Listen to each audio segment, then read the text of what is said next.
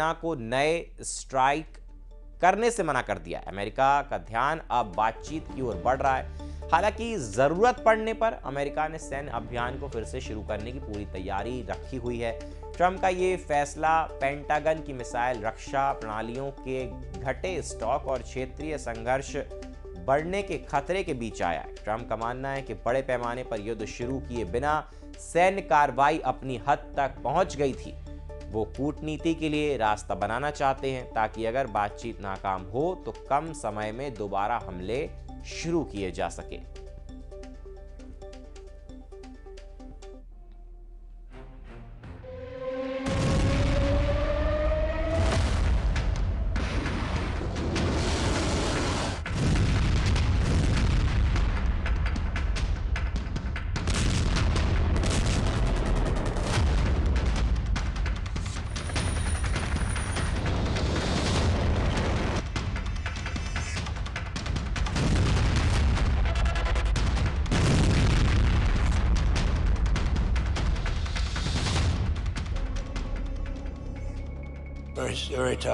Very tough to watch, to be honest with you. Very tough. I think it's the toughest thing I do. If anything I do all this stuff, but I think it's the toughest thing I do.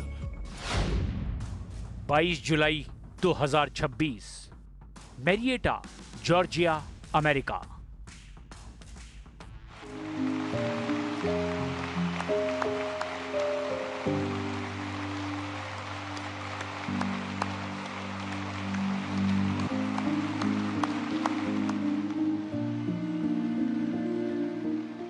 ये सम्मान समारोह था। अमेरिकी सैनिकों की बहादुरी को सलामी देने का मजमा लगा था। लेकिन मंच पर ट्रंप का वही पुराना तेवर था।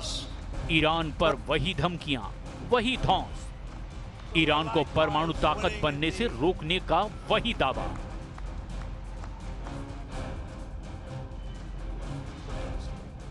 We don't need the Hormuz Strait, but we do it because we have to do it, because we cannot let Iran have a nuclear weapon. It's very simple.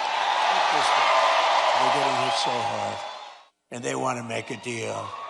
But I say they're not ready to make a deal.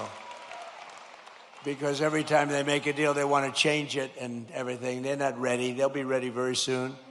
Trump की बातों पर खूब तालियां बजी, लेकिन जैसे ही उन्होंने lieutenant Tyler फीहन के परिवार का रुख किया, माहौल बदल गया।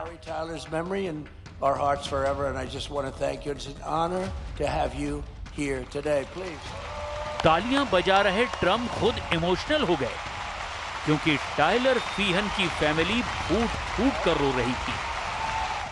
ऐसे भावुक पल में ट्रंप कहने पर मजबूर हो गए कि ये उनकी जिंदगी का सबसे कठिन काम है। Very tough to watch, to be honest with you. Very tough. I think it's the toughest thing I do. If anything I do all this stuff, but I think it's the toughest thing I do. But to Sherry and Stephen and David, we will carry Tyler's memory in our hearts forever. And I just want to thank you. It's an honor to have you here today. Please.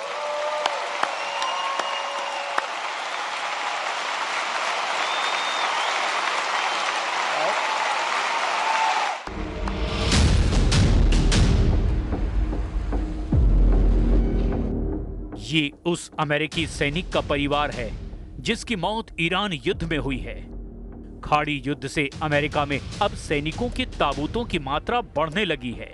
Delaware के Dover air force base पर पहुंचे 4 ताबूत इसकी तस्दीक करते हैं, और तस्दीक इसकी भी कि युद्ध बहुत टक्कर का है। अमेरिका जितने बम मार रहा है, ईरान उतनी ही मिसाइलें फोड़ रहा है।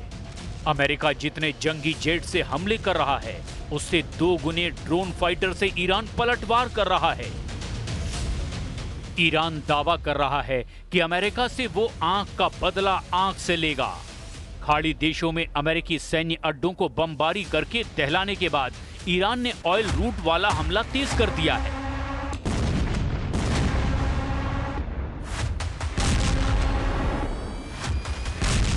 ईरान के नए वॉर प्लान को यमन के हूथी फाइटर अंजाम दे रहे हैं।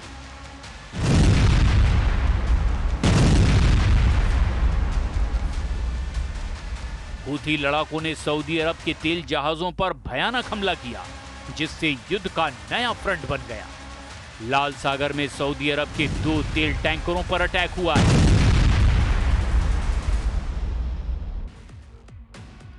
अमेरिका अब ईरान में लास्ट ऑपरेशन की तैयारी कर रहा है। ये ईरान के यूरेनियम पर कब्जे का मिशन है। ट्रंप इस मिशन में बम वर्षकों का इस्तेमाल कर सकते हैं। उन्होंने धमकी दी है कि जहां भी ईरान का यूरेनियम है वो जगह अमेरिका के टारगेट पर है।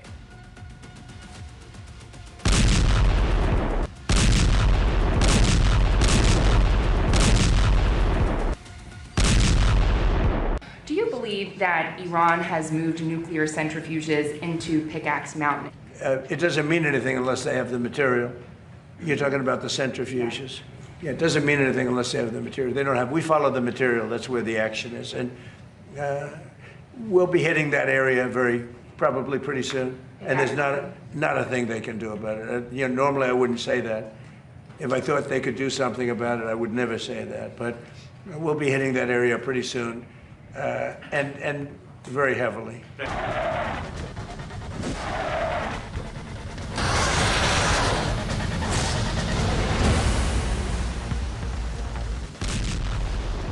ये सच है कि ट्रंप ने ईरान पर B-2 बम वर्षक से हमला किया।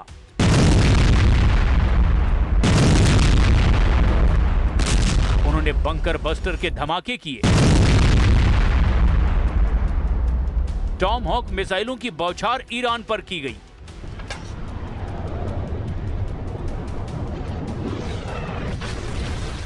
हाई मार्क से F-35 जेट से ईरान को पीटा गया।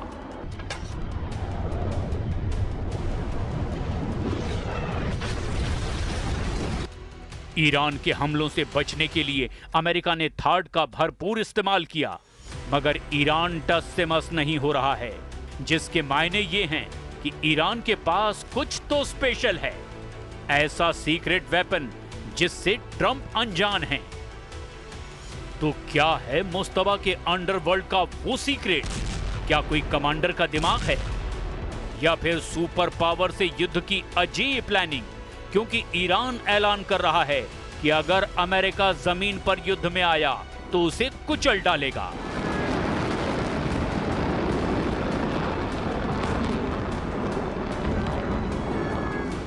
تبعاتش رو خواهند دید. فکر میکنم کسانی هستند در همون مناطق، تعدادشون هم کم نیست که لحظه شماری میکنند برای خوشامدگویی به این افراد.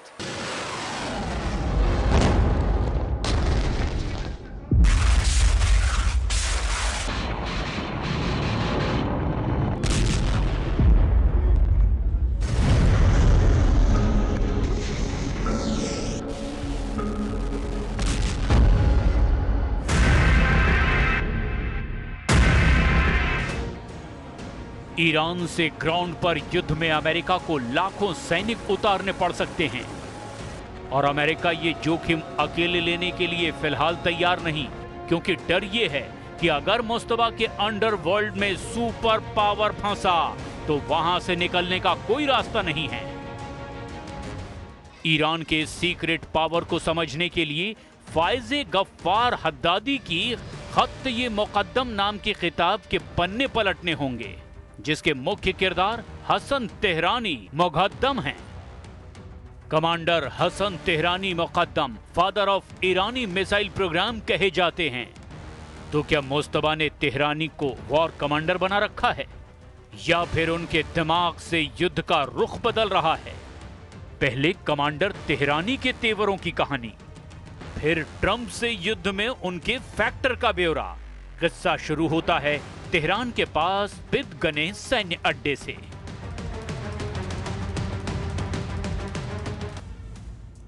युद्ध काल में कमांडर तेहरानी ने ईरानी फोर्स की मजबूती के लिए तूफानी मिशन शुरू किया। 1982 में उन्होंने IRGC की पहली आर्टिलरी कॉर्प्स की स्थापना की। 1982 में एवाज में आर्टिलरी रिसर्च सेंटर की स्थापना तेहरानी की लीडरशिप में हुई। कमांडर तेहरानी ने अक्टूबर 1983 में IRGC के मिसाइल कमांड सेंटर की स्थापना कराई। अगस्त 1985 में कमांडर तेहरानी IRGC वायुसेना के कमांडर बने। जिसके बाद उन्होंने प्रॉक्सी ग्रुप के लिए मिसाइल यूनिट बनाना शुरू किया। 1987 में पहली ईरानी मिसाइल नाज़ियात मिसाइल को डिजाइन किया। अगस्त 1988 में एमी के बलों के खिलाफ ऑपरेशन मिरसाद में IRGC की कमान संभाली। खत्ते मुकद्दम किताब बताती है कि ईरान के मिसाइल प्रोग्राम को सुपर सॉलिड बनाने के लिए कमांडर